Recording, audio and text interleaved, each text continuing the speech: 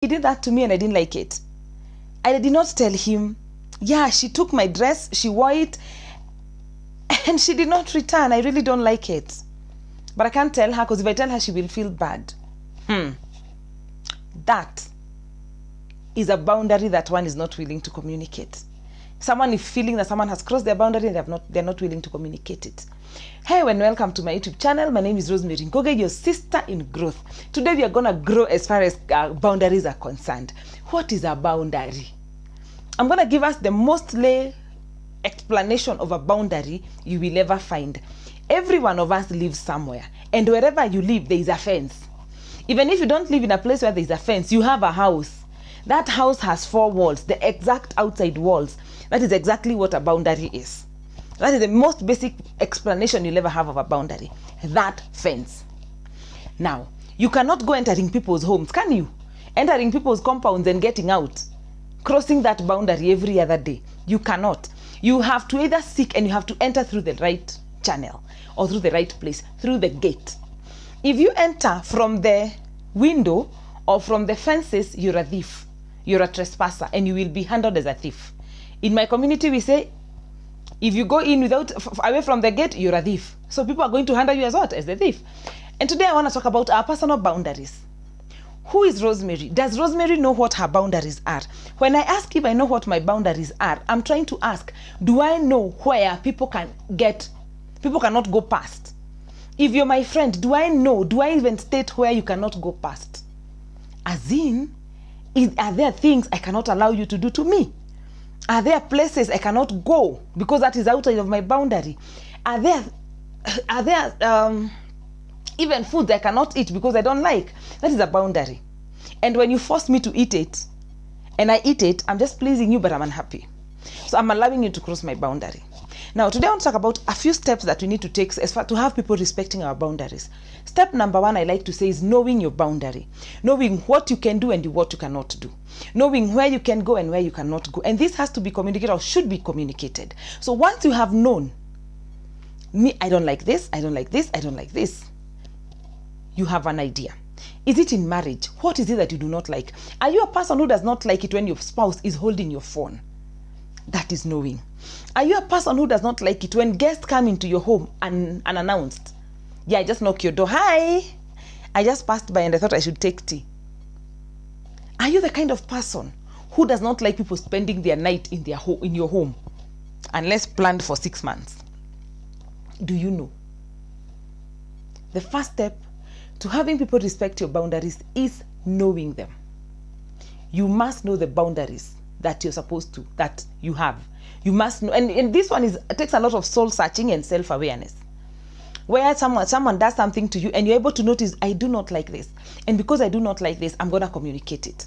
Or I'm going to tell them. Or, okay, first and foremost, when you have known, you have taken time with yourself, gone into inspection, going into yourself and finding out what is it that I do not like. This is what I do not like. Very good, you have known your boundaries. Those things that you do not like people doing to you, those are your boundaries. The next thing I like to say is to communicate. Communicate your boundaries. Let people know that, please, if you want to come to my house, let me know. You will surprise yourself. Another thing, when you come to my house, please do not ask to wear my dresses. I don't like it. Dear husband, dear wife, I do not like it when you keep checking my phone. Dear child, I do not like it when you open my handbag and check in. That is communicating boundaries. You know the boundaries. Then now you communicate those boundaries. Very many of us know our boundaries, but very many of us do not communicate our boundaries. So you get very angry because someone has done something to you and they do not know that what they did is something you do not like. So if you know your boundary and you do not communicate it, by the way, keep quiet. Do not be offended when people cross those boundaries because they do not know. If you don't have a fence around your home and I come in through the gate, like I laugh and tell people where I work, fences are not really welcome. So we were joking another day and saying someone will one day find us undressed or dressed inappropriately on a random public holiday. And a colleague told me, by the way, it's very possible because anybody can come from anywhere. Since there is no fence, we actually decided we're going to fence our staff quarter because of that we felt the boundary will be crossed by anybody. So, and we can't blame them. We can't tell them, hey, you people are crossing boundaries. Which one? So you must be able to communicate the boundaries that you have set for people. Communicate to the important people.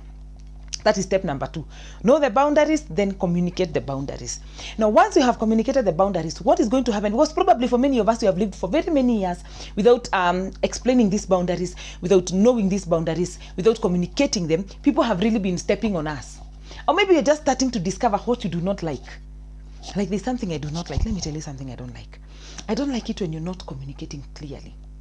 So for me, if we agree we are talking at 1, kindly let us talk as 1.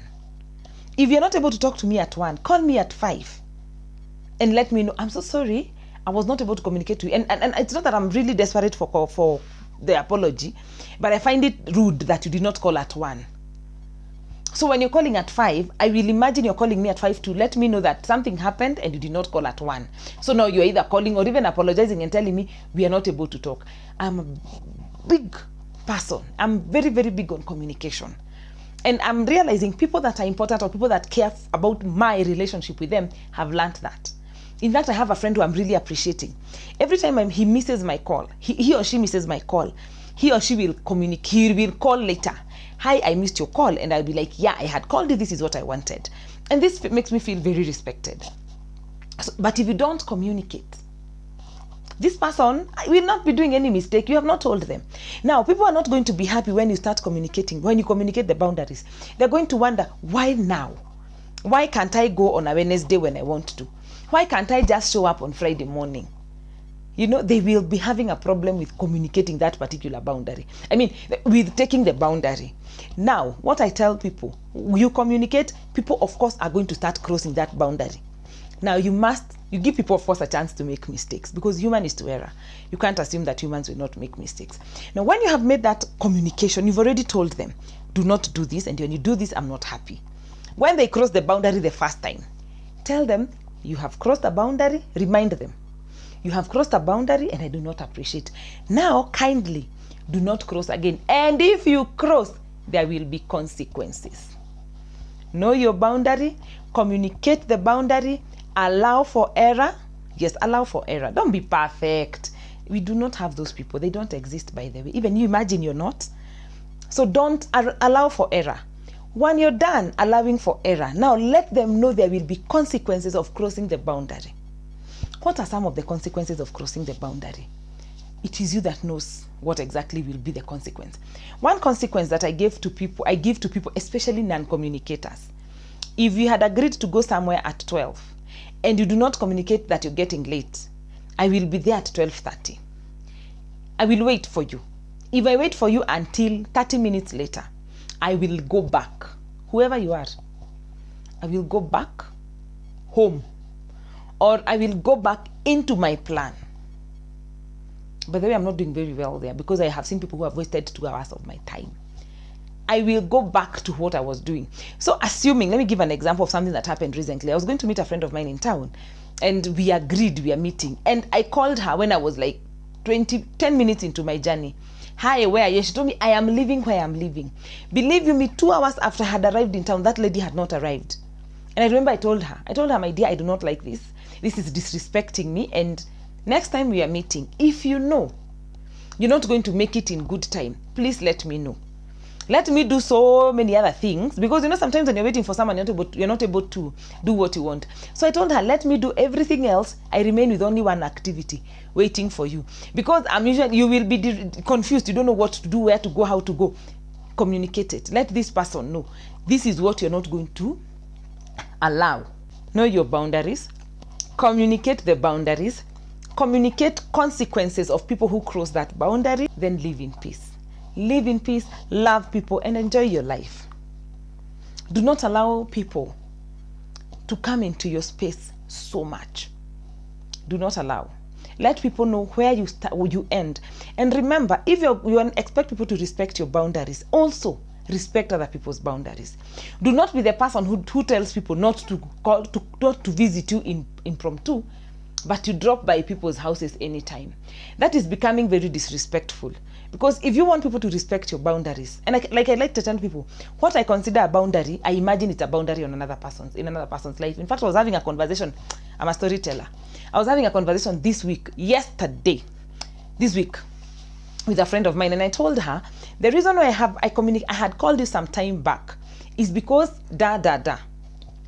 And she told me, no, I wish you came. And I told her, no, I don't, because I wouldn't have wanted anybody to come over to my place. And she was busy telling me, no, you should have communicated. I told her, for me, what I would want people to do to me, I do to them. But when you communicate to me and tell me, by the way, I am fine if you don't do this, then I will struggle to come or to do that which you've asked me to do. So it's very, very good that you communicate your boundary, but also let other people's boundaries be respected. Don't expect people to do to you things you cannot do for them. Have a very good week. May God bless you. Please, let's learn on boundaries. Let's talk about these boundaries. Let's say what we think about boundaries, and let's share moments when our boundaries are not respected.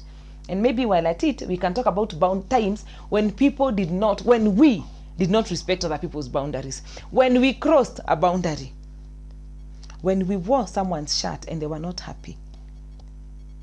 Yeah, when we checked our spouse's phones. Yeah, let's look at that. When it's been us who have not respected people's boundaries. But let me tell you, and if it's not communicated, please don't be angry. They do not know, and you cannot make a mistake by doing something you do not know. Have a lovely night. God bless you. I love you.